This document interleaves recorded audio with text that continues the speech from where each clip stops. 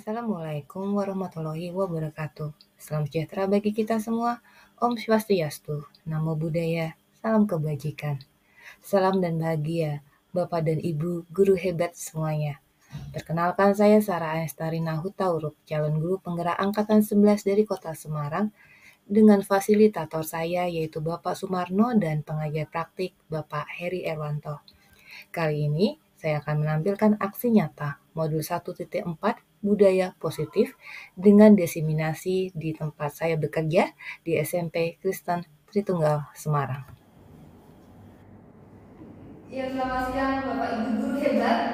Siang. Terima kasih buat kehadirannya di tengah-tengah kita bersama ini. Kita akan berkumpul untuk belajar sesuatu yang sudah pernah saya pelajari sebelumnya di pendidikan guru penggerak, yaitu tentang budaya positif. Dan sebelum kita akan masuk, kita akan berdoa terlebih dahulu. Mari kita berdoa. Tuhan Yesus, terima kasih penyertaan sepanjang hari ini, dan saat ini kami akan belajar bersama. Kalau kami untuk bisa belajar dengan baik, kami semakin menumbuh di dalam skill kami sebagai guru, sehingga apa yang kami kerjakan sesuai dengan apa yang kami kehendaki, dan kami bisa menjadi berkat buat murid-murid yang kami percayakan. Terima kasih Tuhan, dalam nama Tuhan Yesus Kristus kami sudah berdoa. Amin. Nah, Bapak Ibu, sebelum kita akan mulai, mari kita melakukan SDG lebih dahulu. Kita akan bermain kata berantai. Jadi bergantian dari Mr. Yo, Miss Dina, Miss India, satu kata, dan nanti harus berantai muter menjadi sebuah cerita. Ya, temanya apa aja yang muncul di teman-teman semua. Ya, dimulai dari Mr. Yo. Siap. Hebat. Ya. Hebat. Hebat. Rangkai cerita. Hebat. Merupakan. Hebat merupakan. Hal. Hebat merupakan hal yang harus Kita lakukan. Ini gak harus yang serius loh ya, apa aja yang harus kita lakukan. setiap Waktu oleh kita sebagai anak Tuhan yang selalu sepatutnya bersyukur karena kasih Tuhan. Amin. Saya pikir itu bisa sesuatu yang bisa lebih simpel, tapi ternyata dimulai dengan kata hebat ya. Karena kita guru-guru hebat, ngajari dan tuturi. Nah, dalam budaya positif membangun semangat positif di sekolah. Nah, teman-teman ini pernah dengar ya, sering dengar kurikulum merdeka belajar, merdeka mengajar, merdeka ya, besok tanggal 17 Agustus ya, merdeka ya. Kalau saya merdeka belajar, kalau ada kata merdeka, apa yang ada di pikiran teman-teman? Merdeka, bebas. Besok 17-an loh. Besok 17-an merdeka. Apa ada di pikiran teman-teman? Apakah hanya merdeka, bebas, atau ada hal yang lain? Ya, tadi merdeka ada kata bebas, ada semangat, ada apa lagi? Bebas, merdeka, semangat. Kalau bisnis kalau juga kata merdeka, tidak ada beban. Baiklah, ini bahasa Jawa ini. Kan bisnis juga bahasa Jawa begini. Bisnis itu jalannya kamu lepasin pakai. Ini berupa pelaksanaan di. Jadi ini istilah yang disampaikan oleh Ki Hajar Dewantara bahwa merdeka tidak hanya terlepas dari perintah, akan tetapi juga cakap kuat memerintah diri sendiri. Ada kita berpikir kalau merdeka itu bebas, kita bisa bebasnya untuk melakukan apa saja. Iya, tetapi tidak cukup sampai di situ. Bahwa bebas itu juga cakap kuat memerintah diri sendiri. Jadi merdeka belajar filosofi Ki Hajar Dewantara itu ada 3 hal, bahwa merdeka itu memang hidup tidak diperintah, bisa menentukan sendiri arah tujuannya dan memerintah diri sendiri. Tapi merdeka itu bisa berdiri tegak karena kekuatannya sendiri. Merdeka itu sampai titik cakap mengatur hidupnya dengan tertib. Jadi nggak cuma bebas-bebasnya, tapi sampai titik bisa mengatur hidupnya dan menghasilkan sesuatu yang lebih baik. Jadi kalau kita merdeka belajar, ya kita bisa bebas belajar apa yang kita mau. Tapi tidak hanya cukup apa yang kita mau, apa yang kita pelajari itu apakah sudah memerdekakan diri kita sendiri sehingga kita bisa mengatur hidup dengan tertib. Kalau kita dulu merdeka mengajar, bukan hanya RPP-nya 1 lembar saja, tetapi ketika kita diberi kebebasan untuk mengajar, apakah dengan kebebasan itu kita bisa sampai mengatur hidup kita sebagai seorang guru dan tugas tanggung jawab kita itu tetap bisa dilakukan dengan baik. Nah, kalau membangun budaya positif, motivasinya adalah motivasi yang berasal dari internal. Jadi kalau sampai seseorang bisa mengatur hidupnya sendiri, mengatur apa yang dia mau sendiri, berarti itu sesuatu yang muncul dari dalam diri sendiri. Jadi kalau di Merdeka Belajar diharapkan tidak hanya kita, tapi anak-anak pun sampai bisa seperti itu, mengatur dirinya sendiri sehingga motivasinya adalah motivasi internal. Tadi kita diskusi kembali bagaimana supaya tanaman dapat tumbuh dengan baik. Kok bisnis saja guru IPA yang biologi, silahkan bisnis. Kalau tanaman dapat tumbuh dengan baik, Pak, ya pada umumnya sih faktor internal ya, berarti memang dari kualitas dari pohon itu sendiri atau tanaman itu sendiri biasanya dibalaskan dari hidup sebelumnya. Kemudian kalau faktor eksternalnya ya berarti dari tanahnya, lingkungannya, pupuk misalnya, terus kemudian air, kemudian ada microclimate atau iklim mikro yang bisa dikatakan itu. Dan yang paling penting itu tanaman itu kalau dia tumbuh sendirian itu malah justru tidak optimal. Jadi dia tumbuhnya itu akan bagus kalau dia di sekitarnya ada tanaman-tanaman yang lain, karena dengan adanya tanaman di sekitarnya itu akan memberikan tadi ya iklim mikro yang bagus untuk satu dengan yang lain. Bisa dipastikan kalau dia hidup sendirian sama sekali tidak ada yang lainnya, mati dia. Karena dia akan dapat suplai CO2 itu dari tanaman-tanaman yang lain, jadi saling kalau dia sendirian cepat mati. Nah dia butuh tanaman-tanaman yang lain. Just like us. Tapi kita tidak butuh sendiri gitu ya, butuh yang Tanaman tidak bisa hidup sendiri. tanaman tidak bisa hidup sendiri. Terima kasih bisnis. Berarti butuh faktor eksternal, tapi juga memang ada internalnya. Nah kita para guru bisa gini, anggap tanaman ini adalah murid-murid kita, anak yang kita didik. Sedangkan kita para guru bisa mengkondisikan lingkungan di sekitar tanaman sesuai kebutuhan tanaman. Kita bisa beri pupuk yang terbaik, kita bisa beri tanah yang terbaik, air yang cukup sesuai dengan kebutuhan tanaman supaya tanamannya itu bisa tumbuh dengan baik. Dan satu hal lagi yang mesti disampaikan bahwa tanaman tidak bisa sendiri. Berarti kalau kulit mau tumbuh sesuai dengan kodrat yang sudah Tuhan berikan dalam hidup anak tersebut, dia juga tidak bisa sendiri. Dia butuh kita dan butuh juga teman-temannya yang lain. Jadi memang ada faktor eksternalnya, ada faktor internal di dalamnya. Mengkondisikan tanaman sesuai dengan kebutuhan tanaman. Dan kadang itu kalau pohon sudah tumbuh besar, kalau dia tidak bisa berbuah terus, kadang apa yang bisa kita lakukan? Ini tanaman yang berbuah, tapi dia tumbuh besar, sudah banyak pohonnya, tapi tidak berbuah-berbuah. Kadang yang bisa kita lakukan adalah memangkas supaya daunnya tidak terlalu banyak, sehingga yang muncul buahnya. Dan kita bisa juga sebagai seorang guru, ketika melihat siswa, murid-murid kita, ini harusnya bisa lebih. Kita bisa membuat treatment sesuatu supaya murid kita bisa bertumbuh. Dan jadi seorang murid akan mampu menerima dan menyerap suatu pembelajaran bila lingkungan di sekitarnya terasa aman dan nyaman. Selama seorang merasakan tekanan dari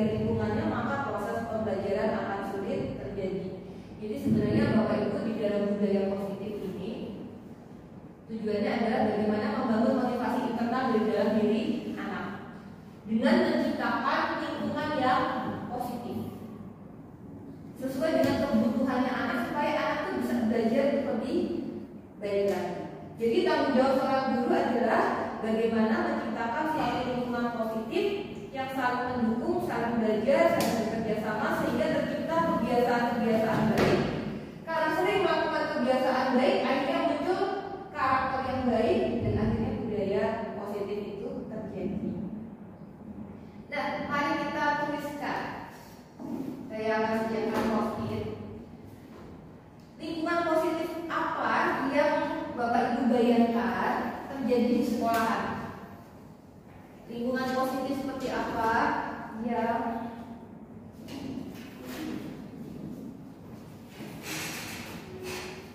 lingkungan positif apa yang dibayangkan, yang Anda bayangkan ada di sekolah? Lingkungan positif apa yang Anda bayangkan ada di sekolah? Lingkungan positif apa yang Anda bayangkan ada di sekolah?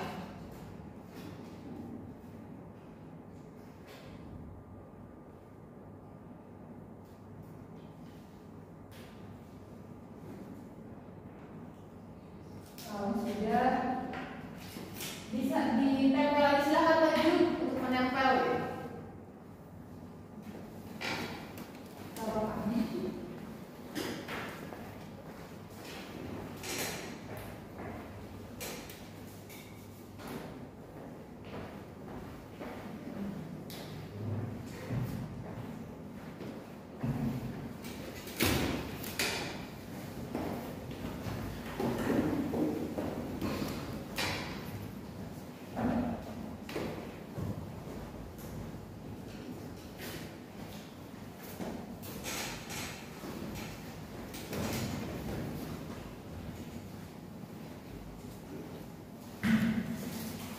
Lingkungan positif yang saling mendukung, saling belajar, bekerja sama sehingga tercipta kebiasaan baik, karakter baik, dan budaya baik. Mari kita diskusikan. Ternyata ada yang menuliskan bahwa lingkungan positif itu kalau tidak ada bullying, memberikan ruang untuk sebuah kegagalan. Lingkungan positif memberi ruang untuk sebuah kegagalan. Ada lagi no bullying, saling menghargai, saling menghormati, ada senyum salam sapa, tempat lingkungan positif itu yang aman, yang nyaman, lingkungan positif itu yang saling support, lingkungan positif itu ada budaya tolong menolong. Ini yang kita bayangkan ya, kita bayangkan lingkungan positif yang seperti itu. Bapak Ibu, ini ada dari pemerintah. Lingkungan positif yang diperlukan agar pembelajaran terjadi itu kalau ada suasana belajar yang interaktif, inspiratif, menyenangkan, menantang, memotivasi peserta didik untuk berpartisipasi aktif dan memberikan ruang yang cukup untuk kreativitas, prakarsa, kemandirian, bakat, minat, dan perkembangan fisik psikologis. Tadi ada hal yang ini memberikan ruang untuk kegagalan. Itu sesuatu yang bagus gitu ya. Karena kadang seakan-akan yang diminta itu adalah keberhasilan, tapi belajar itu juga belajar dari kegagalan. Nah, dalam rangka menciptakan lingkungan positif, salah satu strategi yang perlu kita tinjau kembali adalah penerapan disiplin di sekolah kita. Nah, kalau mendengar kata disiplin, apa yang terbayang di benak Bapak Ibu semua? Apa yang terlintas di pikiran Bapak Ibu? Disiplin. Disiplin itu seperti apa? Bismillah. Sesuai dengan peraturan dan juga sebagai anak-anak atau peserta didik itu mereka punya kendala yang baik untuk taat. Jadi ada peraturan ya, ada peraturan sesuai dengan peraturan. Disiplin itu berarti mengkondisikan segala sesuatu berjalan sesuai dengan aturan yang ada, peraturan yang ada. Terima kasih Miss Minta. Budina, disiplin. Disiplin melakukan apa yang seharusnya dia kerjakan. Dalam artian misalnya ada hal-hal yang tertulis maupun kadang kan norma sopan santun itu kan tidak tertulis. tetapi dia mengerjakannya dengan intens, dengan konsisten, berarti dia belajar juga untuk disiplin. Berarti sesuatu yang harus dia lakukan.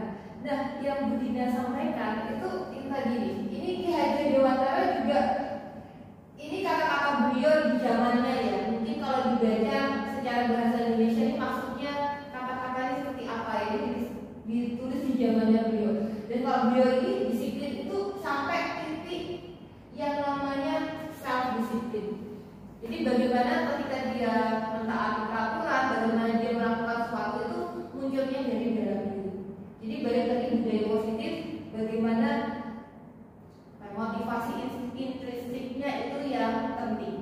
Bagaimana mempelajari cara kita mengontrol diri, bagaimana menguasai diri untuk memilih tindakan yang mengacu pada nilai-nilai yang kita hargai.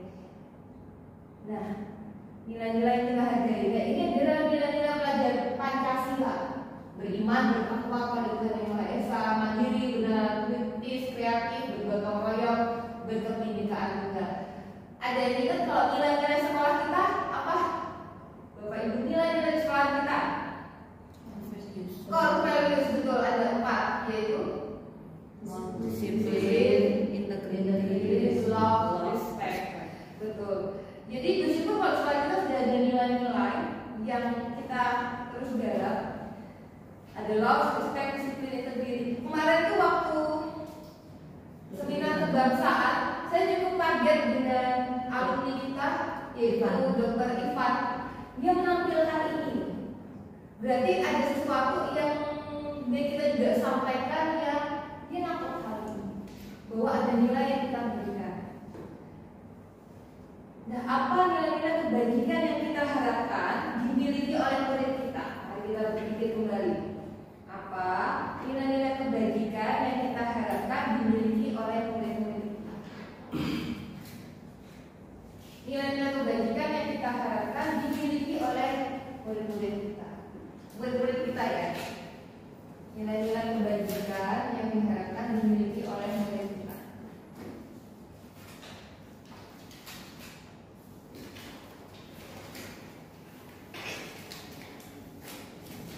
Nanti waktu sudah dijawab dulu ya. Maju ke depan. Apa nilai-nilai yang diharap? Nilai-nilai kebajikan yang kita harapkan dimiliki oleh murid-murid kita.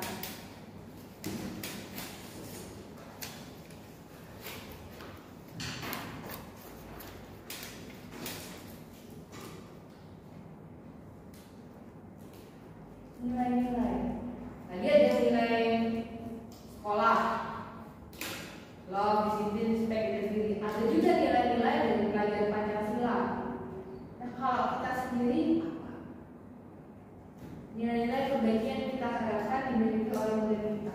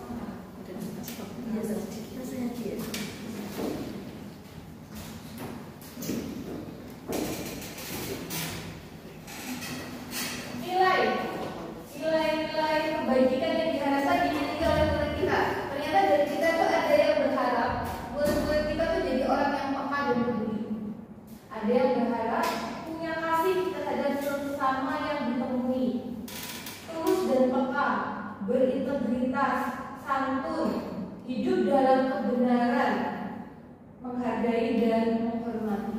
Ini nilai-nilai yang diharapkan kita miliki oleh murid kita. Nah, saya mau sharing nilai-nilai ketika saya belajar hari ini. Istilahnya ini ada banyak topik yang harus saya sampaikan dalam waktu sekitar 1 jam.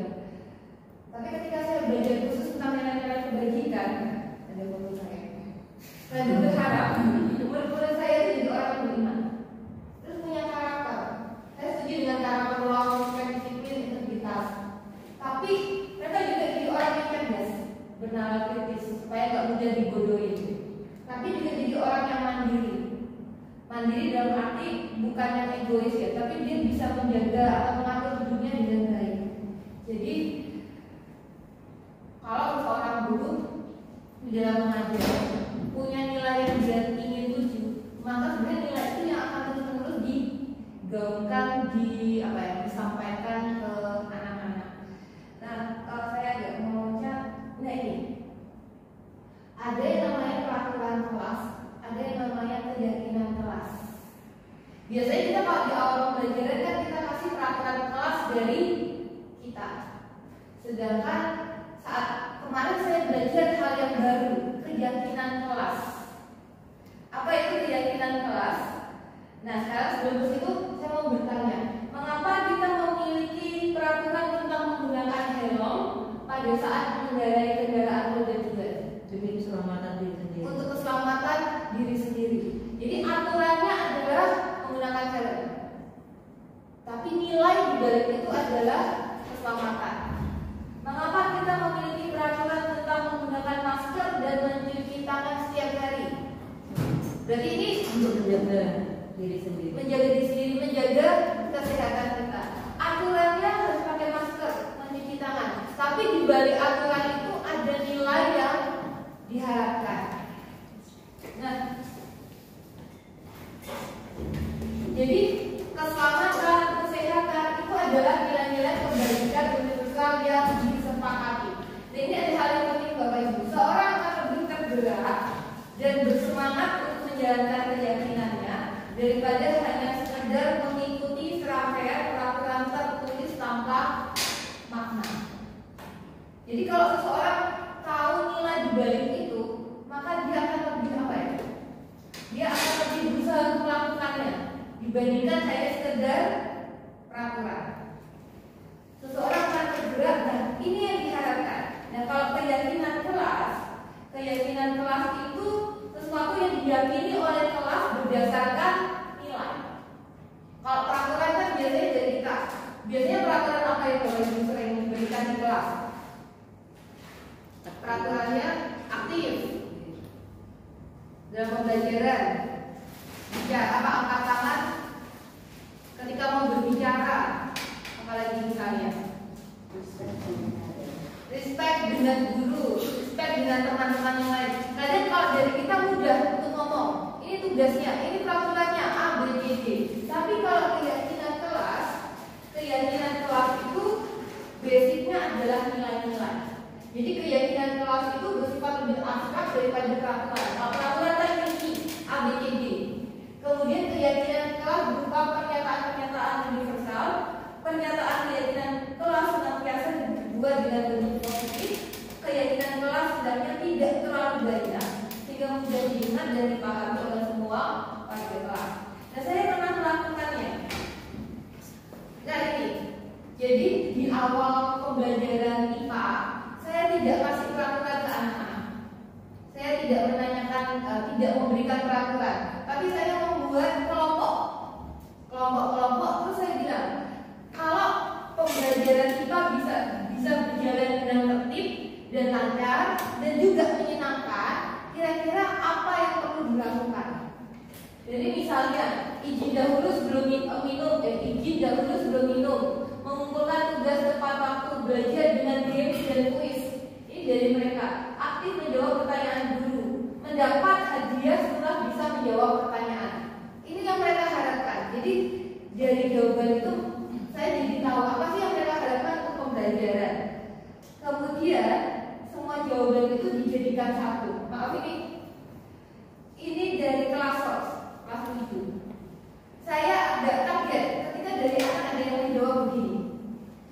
Jika jenuh bisa keluar refreshing. Itu yang mereka harapkan ternyata. Kalau jenuh itu bisa keluar jalan-jalan. Gimana ada coretan-coretan ya? Jika sudah selesai mengerjakan sesuatu, mereka minta mereka boleh tidur. Wow, boleh tidur ya. Terus bisa main handphone. Terus ada gini. Selama pembelajaran IPA pakai musik. Pakai musik. Jadi saya nggak nyangka gitu ya. Kemudian kalau lelah boleh pulang. Saya jawab gak cuma kamu, saya juga pengen gitu. Kalau lelah saya mau pulang gitu ya. Kemudian kalau sudah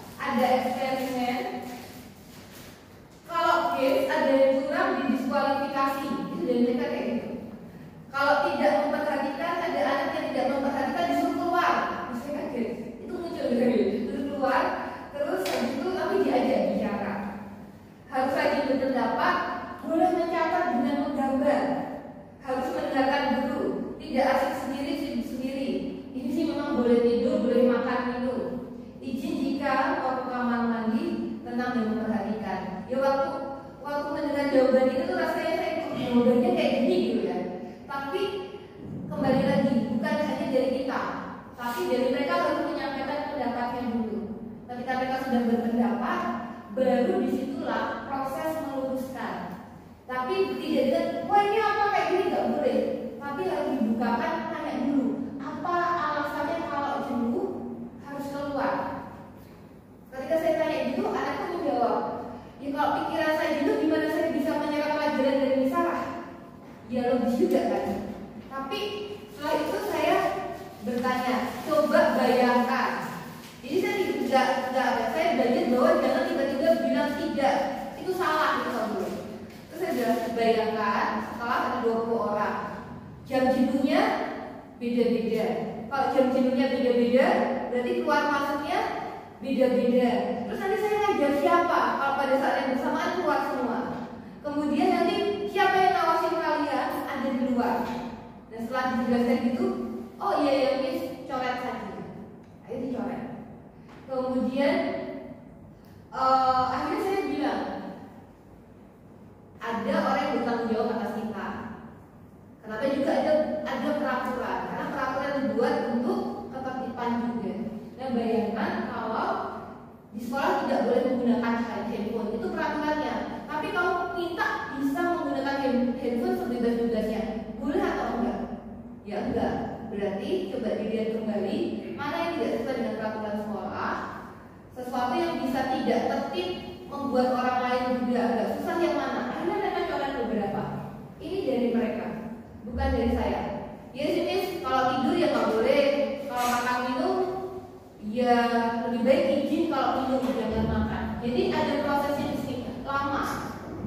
Setelah jadi harus mengubah bahasanya ke bahasa yang positif. Dari proses yang agak lama ini akhirnya munculnya berani berpendapat apapun. Misalnya kamu jenuh, izin dan sebagainya bilang, jangan tidak bilang. Dan di kelas itu ini muncul setelah beberapa waktu pertemuan. Ketika mereka jenuh, mereka bilang, Miss, bolehkah ada games? Kami jenuh. Itu ada yang bilang. Terus saya bilang, nah kalau saya ngasih games terus ya saya habis lah, saya juga gak punya stok games banyak. Bisakah dari kalian yang mimpin games? Oh boleh Miss, gitu. Jadi ada di sini. Mereka berpendapat, jadi pendapatnya itu tidak hanya aktif dalam pembelajaran ya, tapi apa yang mereka pikirkan sedang hadapi disampaikan. Itu yang muncul. Akhirnya walaupun juga ada games, mencatat, jadi aktif mencatat dengan tulisan, dengan gambar, dengan bolpen warna itu boleh. Kemudian aktif fokus mendengarkan. Dari sini memang akhirnya digiring untuk nilai. Setelah itu saya tanya, kenapa kamu harus berani berpendapat? Tidak kamu simpan sendiri. Ya belajar berani ya kan? Belajar untuk berani. Sebenarnya mereka belajar untuk berani, jangan disimpan. Karena saya mendapati anak di kelas 7 itu kalau pembelajaran kadang takut salah. Dan akhirnya saya bilang, beranilah berpendapat, ngomong apa yang diminta. Kemudian ada games itu juga bentuk apa ya? Bentuk yang mereka harapkan. Dan sekarang saya tanya nilai dari games itu apa gitu. Nilai dari games itu ya bisa jadi keakraban, lebih saling mengenal dan sebagainya. Akhirnya digiring tentang love. Kemudian aktif itu juga dikaitkan respect, fokus mendengarkan respect. Jadi memang digiring ke sini. Itu yang namanya keyakinan kelas teman-teman.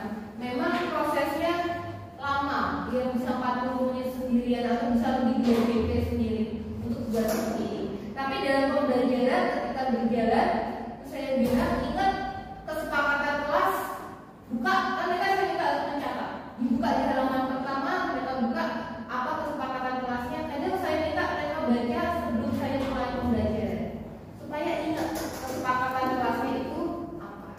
Nah itu salah satu yang saya dapatkan di guru penggerak, yaitu tentang keyakinan kelas. Berharap ketika yang saya sentuh adalah nilai. Jadi bukan ke banyak peraturannya. Harus diam. Kamu mengganggu saya kalau kamu bicara. Tapi lebih yuk respect, disiplin, atentif. Yuk dibangunnya di situ. Jadi ini yang berulang disampaikan. Karena kalau anak tahu alasan dibalik peraturan akan membuat mereka akan lebih tergerak. Dan itu tugas kita. Mengingatkan nilai adalah bagian memberikan apa tadi? Seperti tanaman tadi. Area di sekitar tanaman untuk bertumbuh. Nah, ketika disiplin, anak-anak itu dalam kelas kan tidak selamanya baik-baik saja ya. Kadang mereka juga bisa melakukan sesuatu yang buat kita gitu ya. Ada hal yang saya pelajari, yaitu 5 kebutuhan dasar menurut Dr. William Bresler. Ada tujuan dibalik sebuah perilaku manusia. Murid memiliki tujuan dibalik perilaku mereka. Salah satunya untuk memenuhi kebutuhan mereka. Jadi kalau mereka berbuat sesuatu yang tidak taat terhadap peraturan, tidak bisa disiplin, itu salah satunya adalah ada sesuatu yang kurang dalam diri mereka dan mereka berusaha untuk memenuhi kebutuhan itu. Nah, saya akan bagikan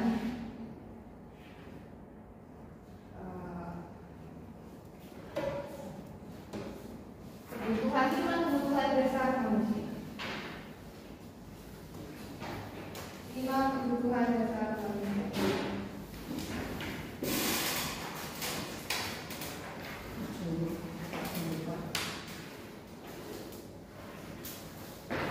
Kebutuhan dasar manusia, yaitu kebutuhan bertahan hidup, kasih sayang dan rasa diterima, kebutuhan penguasaan, kebutuhan kebebasan dan kebebasan.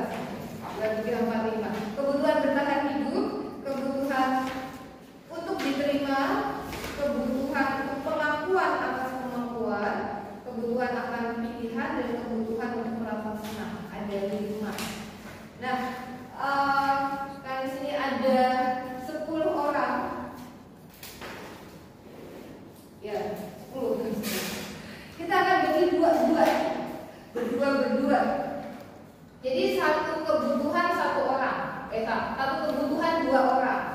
Kemudian nanti tolong bisa jelaskan ke teman-teman lain kunci dari kebutuhan itu apa. Jadi menjelaskan dengan bahasa sendiri kebutuhan tersebut. Jadi Miss Malinda dan Miss Sophie kebutuhan bertahan hidup. Kemudian Miss India dan Miss Dina kasih sayang dan rasa diterima. Kemudian Miss Nia dan Miss Feby penguasaan. Miss Yunita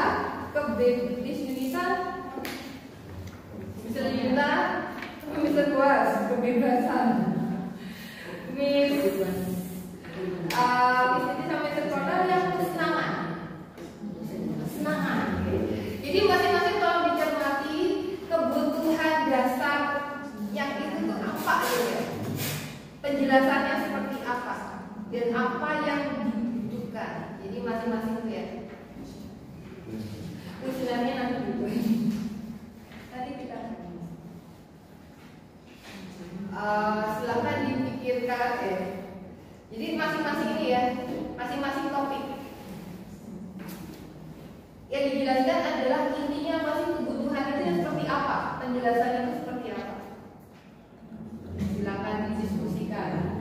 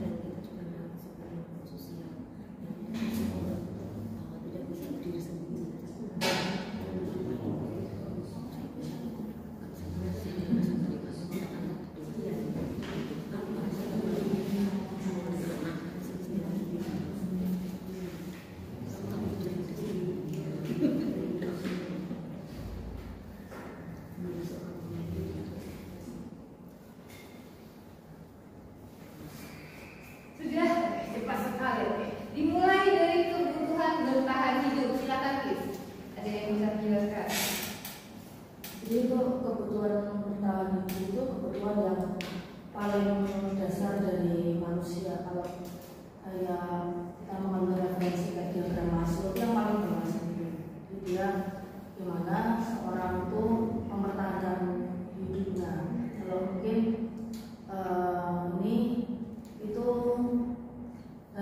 kebutuhan yang sandang papan pangan juga ditambah dengan kebutuhan biologis. Jadi memang yang untuk biologis dan psikologis ini mungkin kita tuh kayak terbiasanya kan cuma mikirnya yang kebutuhan itu sandang papan pangan, tapi kita kebutuhan petani itu juga kesehatan biologis dan juga psikologis. Kalau orangnya sehat, maka dia kan bisa memenuhi kebutuhan hidupnya, basic life needs-nya, terus kemudian biologisnya untuk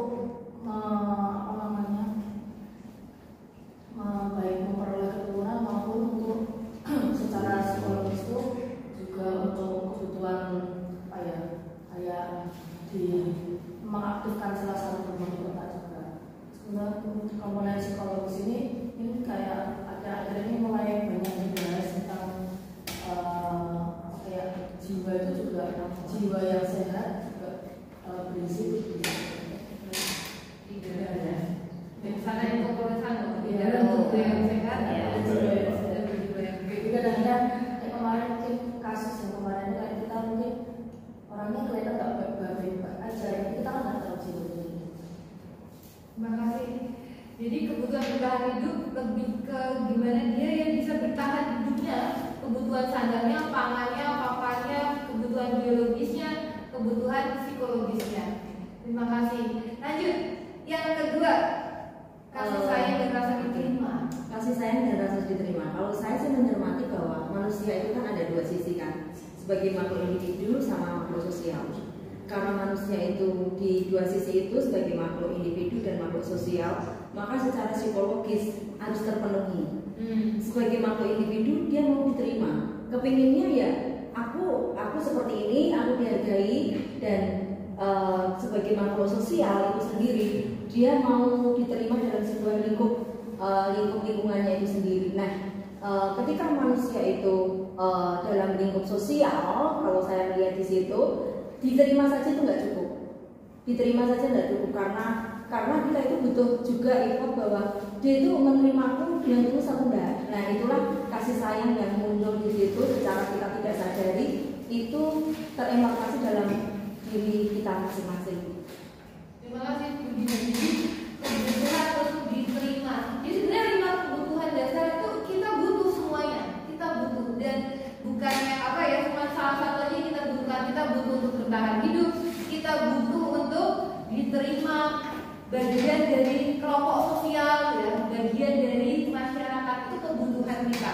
Terima kasih. Lanjut, penguasaan, kebutuhan kemampuan atas kemampuan. Oke, kalau kebutuhan penguasaan itu menurut kami berdua itu adalah bagaimana siswa itu membutuhkan kemampuan untuk mencapai sesuatu. Jadi siswa itu sebenarnya sudah mempunyai kemampuan baik non akademik maupun akademis. Namun kan biasanya kita sebagai ibu tuh hanya melihatnya di bagian akademik saja nilai rapor. Padahal setiap anak itu memiliki kemampuan yang beda. Jadi anak ini merasa akan melakukan sesuatu dan membuat mereka itu dianggap sebagai orang yang berharga. Jadi di sini butuh penguasaan seperti itu, bagi menunjukkan diri lah kalau istilahnya kayak gitu, Miss. Jadi mereka itu juga akan melakukan sesuatu karena apa? Membutuhkan pengakuan dan ingin mencapai sesuatu yang terbaik seperti itu untuk menurut kami. Terima kasih. Jadi seseorang juga butuh untuk diakui kemampuannya, dan bukan hanya kemampuan anak-anak itu nilai, tapi kemampuan hal-hal yang lain. Jadi kan tadi teman-teman, kita tugas guru itu juga menciptakan lingkungan positif yang buat anak itu bertumbuh. Salah satunya kenapa kita harus belajar 5 kebutuhan dasar, supaya kita tahu apa yang dibutuhkan oleh anak-anak, yang sebetulnya kita sendiri pun juga butuh hal itu. Selanjutnya, kebebasan, kebutuhan akan pilihan. Iya, kebutuhan akan pilihan ini berarti anak-anak kita juga diberi kesempatan untuk kita itu mengekspresikan apa yang kita pahami, kemudian yang kita inginkan gitu. Kadang-kadang kita terjebak pada mendikte itu ya, maksudnya harus ini, kamu harus ini, tujuannya harus sama semua. Padahal anak-anak itu membutuhkan yang namanya mereka bebas berekspresi, dan itu bisa saja satu anak dan yang lain itu sangat bisa ya berbeda. Nah, kebutuhan ini akan menolong anak itu bertumbuh gitu. Itu sih misi yang mendapatkan. Terima kasih. Bebas apa ya? Dia mau apa? Itu dia juga harus bisa menentukan sendiri. Kadang kendala kita di anak SMP, jadi kalau mungkin SMP kelas 7 ya, mereka tuh pengen serba dituntut. Ini yang mana? Dan terserah kamu mau pilih dengan misalnya ya aplikasi yang mereka buat pilih. Harus Canva, enggak kan itu tulisannya Canva, garis miring, slide, garis miring, PowerPoint atau aplikasi lain yang kamu butuhkan, itu tuh tetap bertanya. Jadi tuh ketika dikasih kebebasan, diajarkan untuk bebas memilih, itu rasanya mereka tuh kayak terkumpul. Di pembelajaran IPA itu juga mencoba ketika mereka mengamati, itu tidak kasih minimal maksimal. Itu yang nanya itu banyak sekali. Minimalnya berapa, maksimalnya berapa. Jadi kayak terkungkung gitu ya. Ketika ditarik, yuk amati sebanyak-banyak yang kamu bisa, itu yang kamu tulis. Itu pun juga apa ya, agak-agak sulit. Jadi mungkin terlalu sering dituntut atau didikte. Jadi kedepannya juga agak. Oke, terakhir, kebutuhan kesenangan. Kebutuhan untuk merasa senang bagaimana? Untuk biasanya saya belajar dari cara sebelum berjalan di sumber lain sama seperti ini kebutuhan senang itu muncul sejak mereka dewasa anak dan terus berkembang dari dewasa. Nah biasanya itu anak tuh suka bermain dulu biasa ya. Karena di saat mereka bermain itu mereka menemukan secara tidak langsung mereka menemukan atau mempelajari keterampilan hidup. Keterampilan hidup yang penting di saat mereka bersenang-senang bermain itu mereka menemukannya. Nah anak-anak dengan kebutuhan dasar kesenangan ini, kebutuhan yang dasar kesenangan ini itu biasanya sangat enjoy, sangat menikmati apapun yang sedang dilakukan. Apalagi kalau itu sesuatu yang memang mereka sukai, itu sesuatu yang menyenangkan, itu akan bisa berkonsentrasi tingkat tinggi gitu. Mereka suka permainan, koleksi barang, suka Google, suka menuju dan menjelaskan. Contoh kasusnya, ini kasus ya teman-teman. Jadi contoh kasusnya misalkan ada anak kecil ya, level SD itu yang menjadi gurunya atau membantu temannya, sehingga temannya memberikan ekspresi tertentu gitu. Dan bagi anak yang kebutuhan dasarnya adalah kesenangan dan mungkin belum terpenuhi, itu sangat menikmati ekspresi-ekspresi kesal dari temannya itu. Dan itu dianggap sebagai sesuatu yang menyenangkan bagi dia. Itu menurut Glaser. Maka sebetulnya yang sejak dia penuhi, coba penuhi ketika dia dari temannya itu adalah sebetulnya kebutuhan untuk bersenang-senang. Ya walaupun itu perlu diluruskan. Terima kasih Miss. Jadi sebenarnya kita pun juga butuh 5 kebutuhan ini. Kita juga butuh bersenang-senang, kita butuh diakui, kita butuh juga ada yang namanya kebebasan, kita butuh juga apa untuk bertahan hidup, kita tuh butuh itu semua.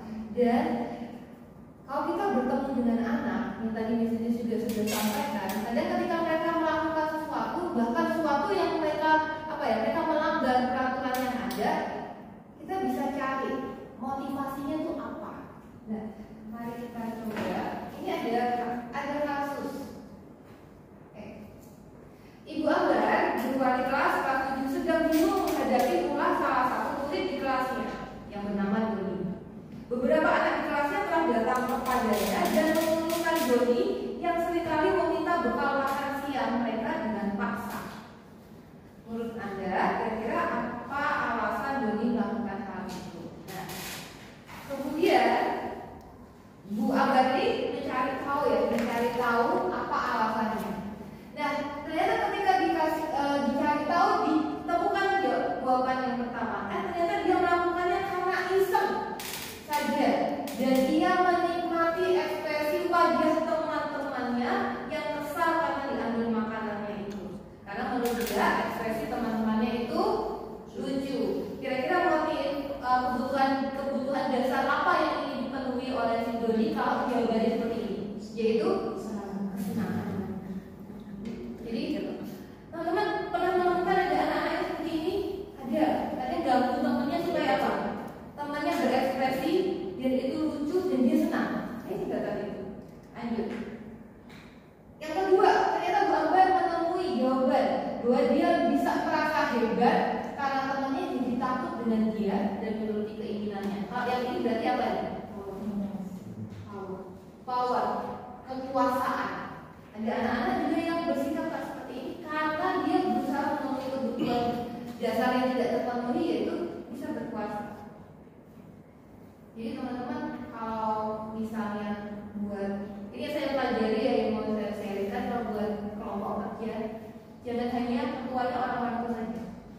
Berikan kesempatan anak-anak yang lain untuk bisa berkuasa, jadi berkuasa, supaya mereka juga tersalurkan kebutuhan untuk hal itu. Kadang ada anak yang udah yang lainnya aja gitu ya, udah keduluan karena dia yang aktif, makanya dia agak diam. Jadi ini bisa dilakukan, kita bisa memenuhinya dengan seperti itu. Karena yang ketiga, kalau ternyata dia menjawab bahwa dia merasa senang temannya jadi memperhatikan dia. Ketika temannya melaporkan tindakannya itu pada gurunya, kemudian gurunya memberitahu ke orang tuanya, sehingga orang tuanya jadi memperhatikan dia. Kira-kira kebutuhan apa yang dia ingin penuhi? Ingin diapakan? Ingin diterima. Dia ingin diterima. Jadi dia butuh apa? Butuh penerimaan dari orang tuanya. Dia ingin kok benar kasih sayang, karena dia kurang kasih sayang, dia ingin diperhatikan sebetulnya tujuannya. Jadi Bapak Ibu mungkin ya di murid-murid kita ada yang butuh perhatian, sebenarnya dia melakukan hal-hal yang apa ya, tidak sesuai dengan peraturan, itu tujuannya supaya apa? Kita perhatikan. Oke, kita perhatikan. Lanjut. Kalau yang ini ternyata dia lapar dan orang tuanya tidak membawakannya bekal makan siang, berarti ini adalah kebutuhan hidup. Tapi saya pernah mendapati ada anak-anak yang ternyata kadang dia minta makanan ke temannya, karena tidak dikasih bekal. Karena dalam sudut tidak dikasih utang aja ya guys. Karena ternyata ada loh anak-anak yang memenuhi kebutuhan hidupnya. Nah kalau ini dia merasa bosan dengan bekal makanan yang dibawakan ibunya dari rumah, karena ibunya selalu membawakan makanan yang sama setiap hari. Dia ingin mencoba makanan teman-teman yang beraneka ragam. Berarti kebutuhan dia adalah kebebasan. Jadi kenapa kita belajar ini? Karena supaya kita nanti ya Bapak Ibu, ketika ketemu dengan anak, ketika kita ajak bicara, coba gali alasan dia melakukan tindakannya itu apa. Kita bisa memberikan banyak pertanyaan yang mengarah ke 5 kebutuhan dasar ini. Dan sekarang bagaimana dengan kita? Yuk, mari kita isi tulisnya. Kebutuhan apa yang paling tinggi di dalam diri teman-teman? Cobalah isi kuesioner berdasarkan situasi yang sesuai dengan diri Anda. Setelah itu jumlahkan hasil dari masing-masing kategori dalam tabel berikut. 1, jika itu tidak benar, terserah, boleh dikali boleh, dikurangi boleh. 3, kadang-kadang, kalau 5 itu sangat benar. Kemudian hitung skor sesuai dengan nomor berikut. Bisa pakai ini untuk bisa tahu ke anak-anak. Jadi kita bisa beri seperti itu. Atau kalau di kelas, masa kita juga harus ngetes satu-satu kan juga agak susah. Tapi setidaknya penuhi kelimanya. Ya, jadi apa? Jadi di kelas kita bisa memberikan ini. Kita bisa memberikan pengakuan kepada anak yang dibutuhkan. Tidak harus selalu misalnya nilai yang terbaik, tapi kita lihat perubahan. Beberapa kali misalnya dia mengumpulkan terlambat, kita akui akhirnya kamu bisa lebih baik lagi, walaupun sebelumnya terlambat 3 hari, ini terlambat 1 hari. Buat dia itu kan sebenarnya kemajuan, itu bisa juga diakui. Akhirnya bisa lebih cepat, yuk lebih cepat lagi. Jadi kemudian penghargaan, kita bisa juga itu pengakuan, berikan mereka juga kebebasan untuk memilih. Beri mereka games, Bapak Ibu, ternyata anak-anak itu kadang butuh kesenangan dalam belajar. Nah, ketika itu dipenuhi, jadi bersemangat bisa belajar. Nah, sama berarti kasih sayang ya. sekarang yang itu nanti bisa dilanjutkan lagi. Ini menarik soal topiknya. Sekarang yang ini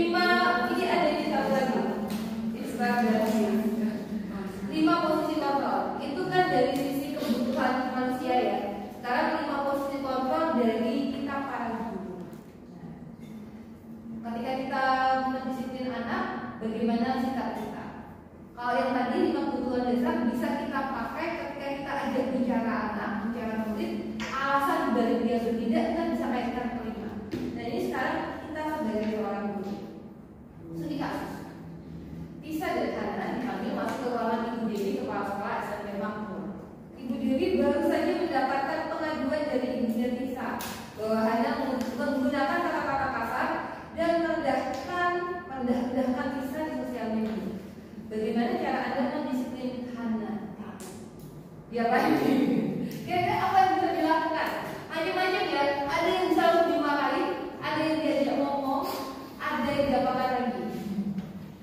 Langsung kena SPY gitu ya, menyangkut sosial media gitu. Nah kita akan belajar melalui serangkaian riset dan berdasarkan pada teori kontrol Dr. William Blaser. Ada salah satu namanya Diane Gosser. Berkesimpulan ada 5 posisi kontrol yang diterapkan seorang guru, orang tua atau atasan dalam melakukan kontrol. Kelima posisi kontrol tersebut adalah pendukung, pembuat rasa bersalah, sebagai teman, memantau atau sebagai manajer. Mari kita lihat video ini.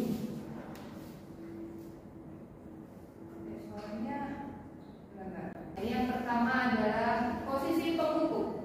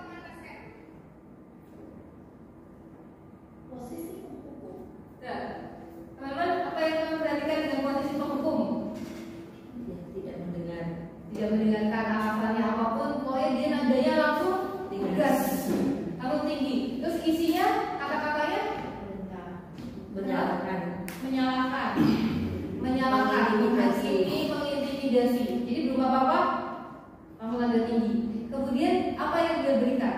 Hukumannya tadi suruh apa? Lari gitu ya. Jadi dia memberikan hukuman yang apa ya? Bisa otomatis yang dia pikirkan lari gitu. Ketika dijawab tambah lagi. Apakah kita menghadapi anak adalah tipe penghukum? Sekarang kita lanjut yang kedua.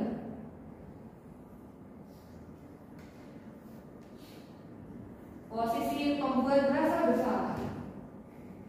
Apa bedanya?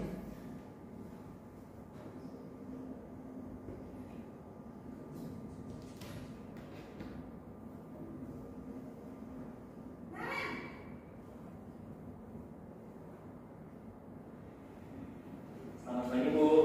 Naren, kamu kenapa terlambat lagi, nak? Ya Tuhan, Naren, kamu senang ya bikin ibu susah ya?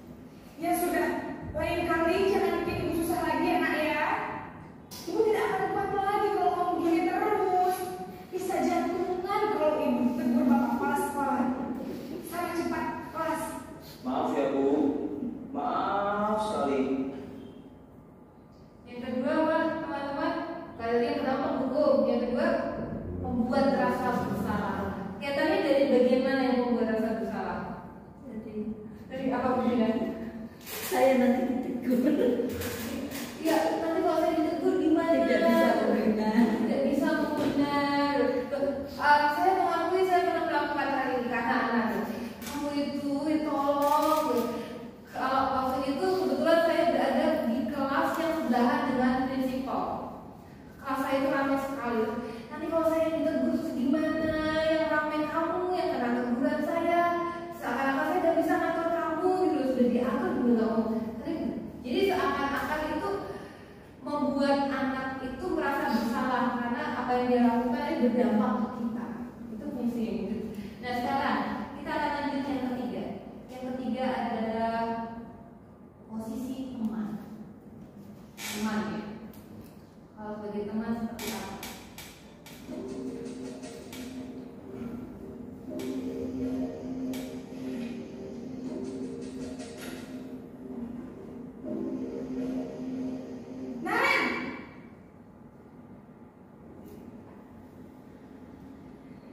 Selamat pagi, Bu. Wah, sudah jam berapa ini, Nak? Terlambat lagi ya, sayang? Iya, Bu. Habis ibu saya ngomongin saya, Bu. Kamu malah menyalahkan ibu kamu. Kamu bukannya anak yang larinya paling kencang. Kok terlambat sih? Iya, Bu. Saya memang terlambat banget tadi. Jadi biarpun saya rincang, tetap gak kejar, Bu. Ya sudah sana, nanti lain kali larinya lebih kencang lagi ya. Biar gak terlambat lagi. Bikin seneng ibu demi ibu. Bisa kan? Bisa.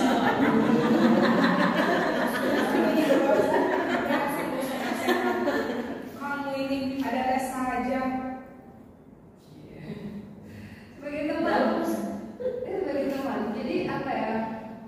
Coba perhatiin reaksinya si Naren. Cara ngomong Naren dengan yang tadi yang fungsi kontrol itu kan beda ya. Kontrol tuh kalau sebagai teman, iya, jadi seperti itu. Sekarang yang keempat. Yang keempat adalah sebagai seorang pemantau.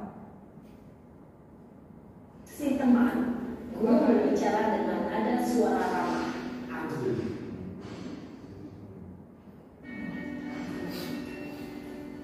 Pemantau pemilu.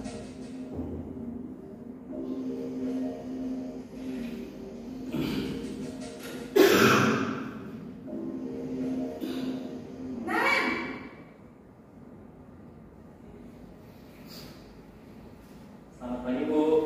Naren, apa peraturan sekolah kita tentang jam berapa kita harus masuk sekolah, Nak? Kita harus di sekolah jam 7, Bu. Iya betul, sekarang sudah jam 7.20. Naren sudah tahu konsekuensinya jika terlambat hadir. Paham, Bu. Saya harus tinggal kelas pas jam istirahat selama 20 menit. Iya benar, konsekuensinya demikian. Jadi nanti jam 9.30 pas istirahat, kamu harus tinggal di kelas, kerjakan tugas tambahan untuk ketertinggalan kamu, ya? Baik, Bu. Posisi pemantau mengandalkan penghitungan. Berdasarkan apa?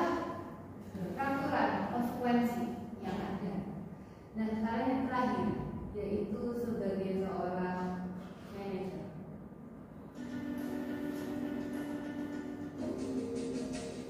Siapa namanya? Nama apa? Naren!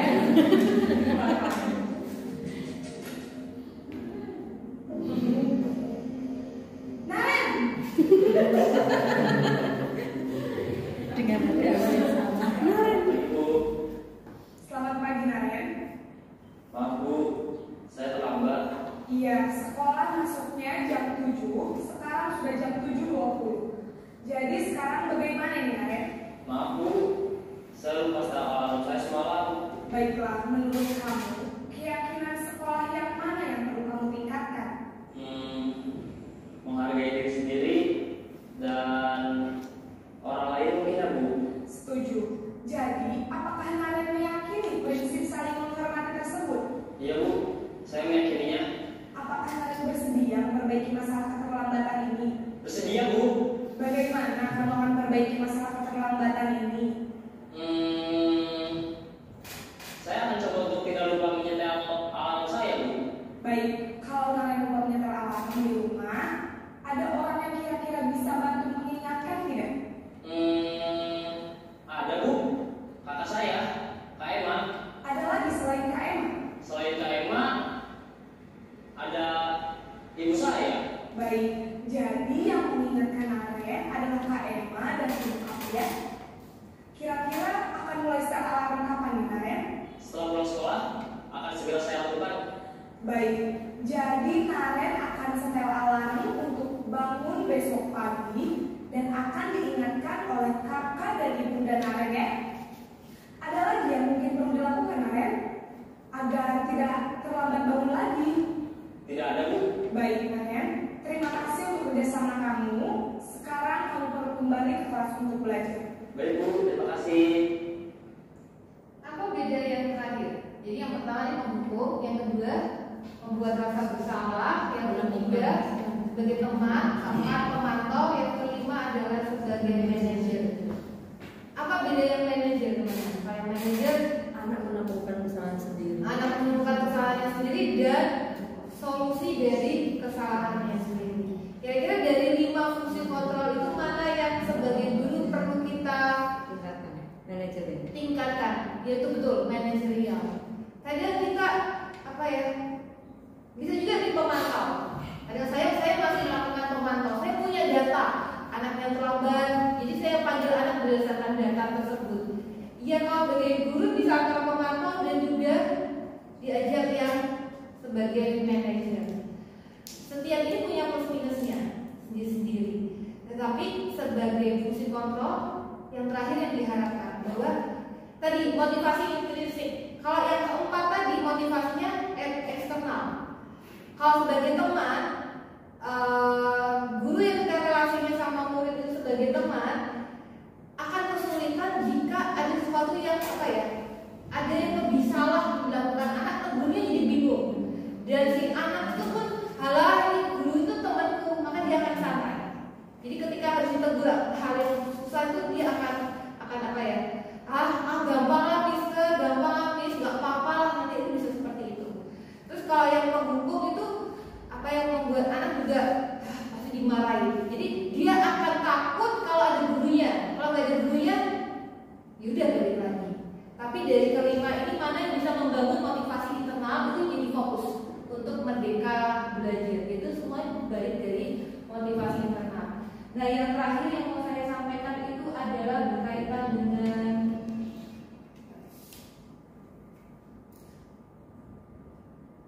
segitiga restitusi. Jadi proses dialog yang dilakukan oleh guru dan orang tua agar dapat menghasilkan murid anak yang mandiri dan bertanggung jawab. Ini lebih ke yang kelima tadi sebagai fungsi manajer. Jadi ada 3 tahapan. Yang pertama itu menstabilkan identitas, validasi tindakan yang salah, dan menanyakan keyakinan. Yang pertama menstabilkan identitas ini bertujuan untuk mengubah identitas anak dari orang yang gagal menjadi melakukan kesalahan jadi orang yang sukses. Prinsipnya adalah membuat kesalahan adalah bagian dari proses pembelajaran. Ini mau mirip tadi dari lingkungan positif yang salah satu dari teman-teman tulis.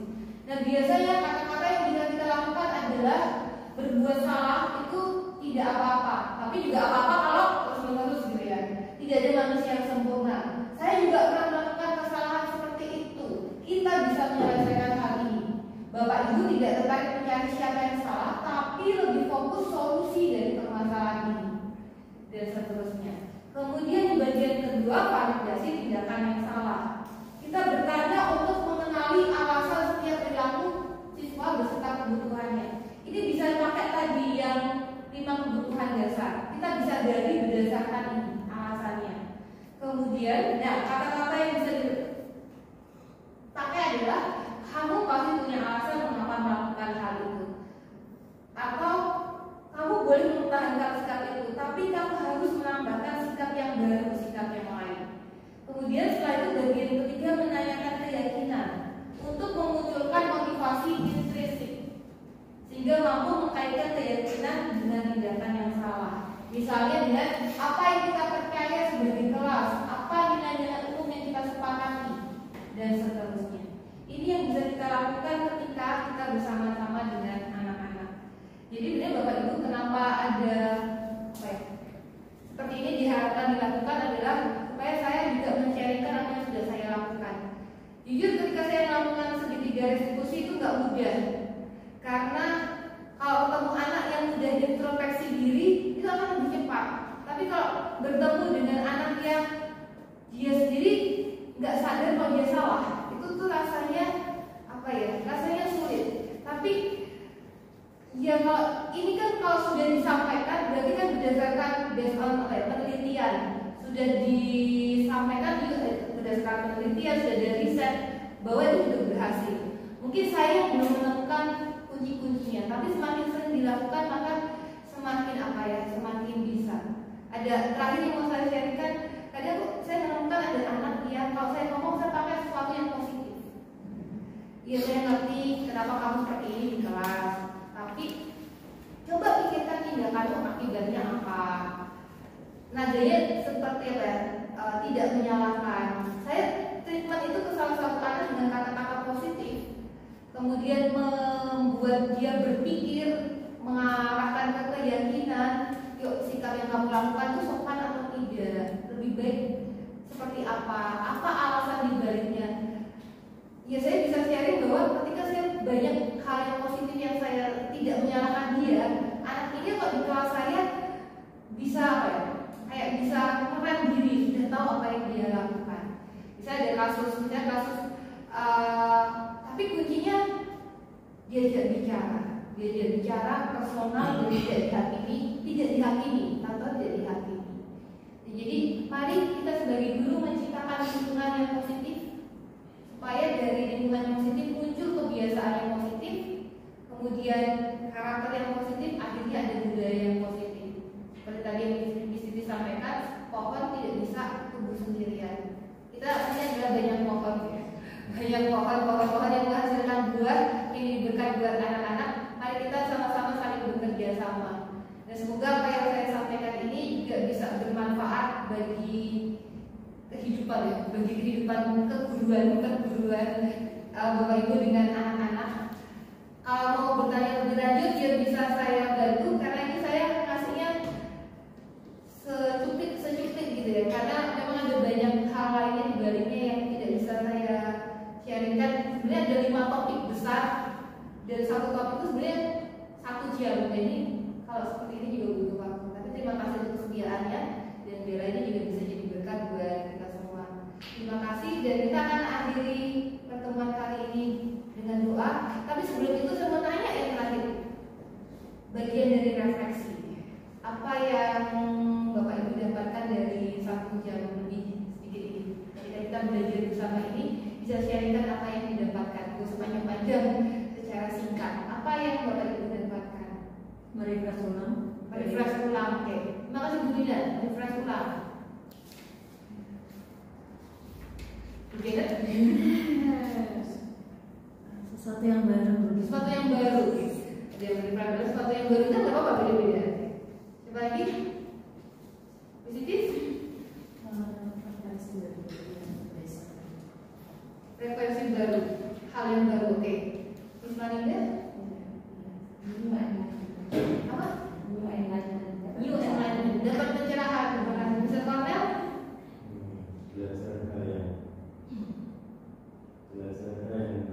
Belajar hal yang membangun. Thank you. Miss Sofia?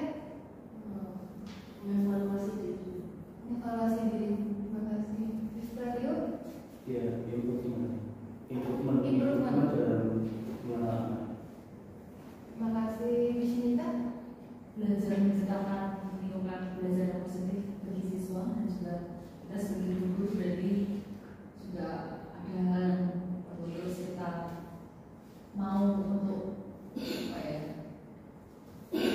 bisa jadi diubah, bisa juga kita upgrade gitu ya, Miss. Terima kasih, Miss. Miss Ebi? Bagaimana kita itu belajar kebutuhan siswa, karena tadi kita belajar 5 hal ya. Ada siswa yang bisa mengenal dan kebebasan, menguasai diri. Bagaimana kita mengenal siswa secara pribadi dengan hal itu. Thank you, Miss. Kunindia? Upgrading diri. Upgrading diri. Terima kasih. Saya juga belajar bahwa sebagai guru, yuk terus belajar gitu.